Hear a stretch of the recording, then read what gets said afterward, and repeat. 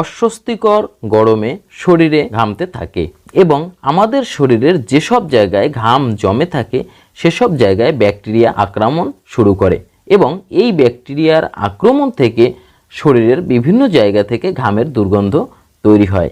বিশেষ করে under arm এবং এই সমস্ত জায়গা, যেসব জায়গায় এই ব্যাকটেরিয়া জন্মাতে পারে সেসব জায়গা থেকেই ঘামের দুর্গন্ধ তৈরি হয়ে থাকে। ঘামের দুর্গন্ধ দূর করার জন্য আপনি বিভিন্ন ধরনের কেমিক্যাল ব্যবহার করে থাকেন, কিন্তু এই ধরনের কেমিক্যাল কখনো কখনো শরীরের জন্য ক্ষতিকর কোনো কারণ হয়েও যেতে পারে। তাই আজকের দেখুন মাত্র একটি সহজ এবং ঘরোয়া উপায় অবলম্বন করলে আপনি এই ঘামের দুর্গন্ধ থেকে খুব সহজেই মুক্তি পেয়ে যেতে পারেন। তাহলে বন্ধুরা দেখতে থাকুন আর আমাদের সাথেই থাকুন।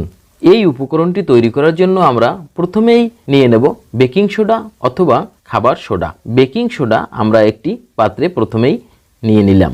খানিকটা বেকিং সোডার সাথে আমরা যে উপকরণটি মিশিয়ে নেব আর তা হলো লেবুর রস।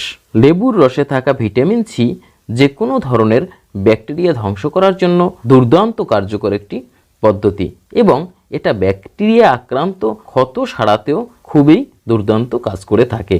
তাই আমরা এই সোডার সাথে মিশিয়ে নেব সামান্য পরিমাণ লেবুর রস। এবার বন্ধুরা এই উপকরণের সাথে আমরা আরও একটি সহজ এবং প্রয়োজনীয় উপাদান মিশিয়ে নিচ্ছি আর তা হচ্ছে হলুদের গুঁড়া। এর সাথে আমরা সামান্য পরিমাণ হলুদ এর গুঁড়া মিশিয়ে নিলাম এবং এই সোডা, লেবুর রস এবং হলুদ এর গুঁড়ার মিশ্রণটিকে ভালোভাবে নেড়েচেড়ে মিশিয়ে নিতে হবে এবং এটাকে পাতলা করে নিতে হবে। এই পাতলা করা মিশ্রণটি আপনি আপনার শরীরে থাকা অতিরিক্ত ঘামানো স্থানটিকে ভালোভাবে মুছে শুকিয়ে এর উপরে আপনি এটা আস্তে আস্তে প্রলেপ দিতে থাকুন। এই কাজটি আপনি যদি প্রতিদিন অন্তত একবার করেন তাহলে আপনার শরীরের অতিরিক্ত ঘামের দুর্গন্ধ আর কখনোই থাকবে না। তাহলে বন্ধুরা আজকের এই সহজ এবং ঘরোয়া টিপসটি যদি আপনার ভালো লেগে থাকে তাহলে আমাদের চ্যানেলটিকে সাবস্ক্রাইব করে আমাদের সাথেই থাকুন।